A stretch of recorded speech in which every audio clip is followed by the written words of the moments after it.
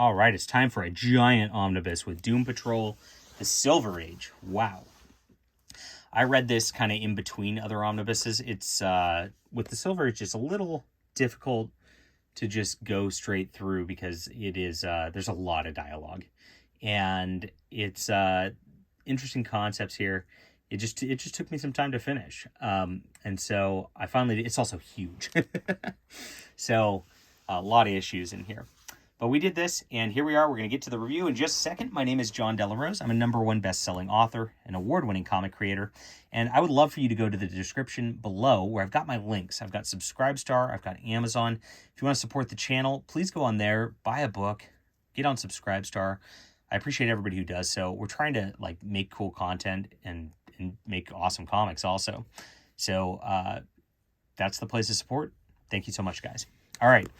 This is the Doom Patrol Omnibus, as mentioned a couple times here, and we got a big black cover, like much of DC is, some black paper at the start, and this collects a ton of stuff. Arnold Drake is the writer, Bruno Premiani is the primary artist on here, and a lot of other artists get involved in different stuff. It covers My Greatest Adventure, which was originally an anthology series, and then they switched it over to Doom Patrol, and it actually changes the name to Doom Patrol. Number 80, all the way to 121. And there's a couple crossovers in here also with Challengers of the Unknown and The Brave and the Bold.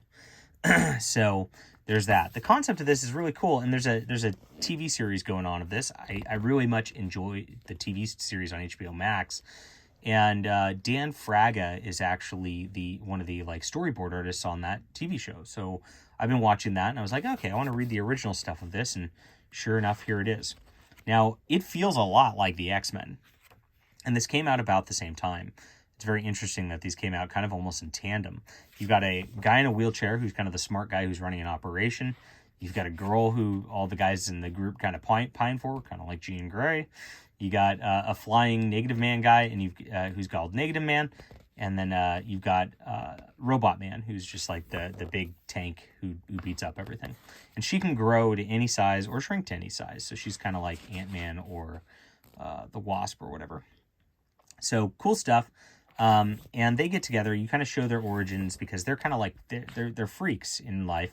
And the chief kind of gives them a purpose to go fight crime and stop the terrible people in the universe. And they fight all sorts of things. Here's one of their recurring bad guys, who is like this old Nazi general who, has his evil schemes. And you get some it starts off with some pretty cool villains and scenarios every time. Nice stuff. I'm going to have to go through this pretty quickly because there's too many pages. And then it falls into a recurring sort of story over and over again where they're fighting against this brotherhood of evil. And they fight this monkey dude and a literal brain in a jar. Which I guess kind of got copied by the Ninja Turtles later. And then they've got Madame Rouge, who kind of copies what's her name's powers, Rita Farr. And they often get into big things like these giant robots. They also have a couple other villains through here who they're just very interesting, different dynamics. And it's a little wackier than a lot of the stuff that you get in Marvel and DC at this time period. It's kind of off the charts. Now, there are some personal stuff that gets developed over the course of this.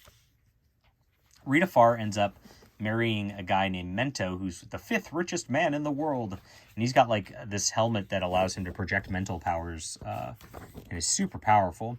And over the course of that, she always runs into trouble with him because he doesn't want her to go out with all the boys over the course of this.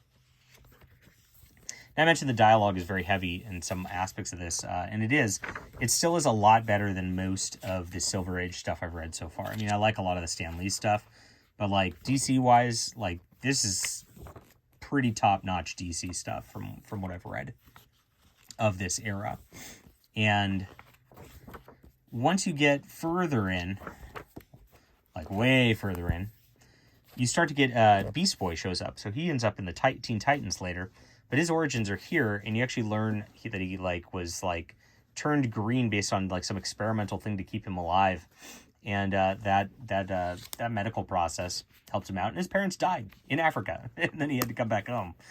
And he's got the best personal arc in this whole series, as he's got like an evil ward who's just trying to steal his inheritance, and eventually he gets adopted by Elastigirl, Rita Farr, and Mento.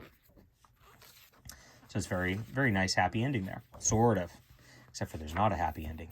And this is where it gets very interesting towards the end of this.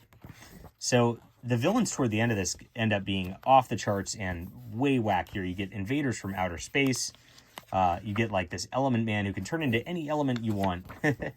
And it's very cool stuff. Cool designs all the way around. And very enjoyable. Like if I guess if I'd pick one DC comic from the Silver Age to read, I would honestly say it's this one. Now, the back half has like A and B stories, and the B stories are often from the past of the Doom Patrol, and it kind of gives a little more insight to their background. So it actually, like, this half of the omnibus has a lot more personal, better characterization than like the beginning of it. So they really fell into a nice groove. Unfortunately, I guess sales were dropping. And so the last issue, they have a plea from the editors saying like, hey, you know, write into us if you want to save this book. Otherwise, we're just going to end it here. And the Doom Patrol actually like dies allegedly in a crash. And you don't see them, and you just see Mento crying over Rita Farr. And that's the end of that. they're just like, oh, well, we're going to cancel it, so I'm just going to kill them off. Wow. Crazy stuff right there. Hopefully my bindings. There we go. Big freaking book. Hard to move around. Yeah, the dialogue slows sometimes. There's some repetitive parts in the middle of the book with the Brotherhood of Evil. And that's kind of cheesy by itself. But it is fun. I do like the dynamic between all the characters.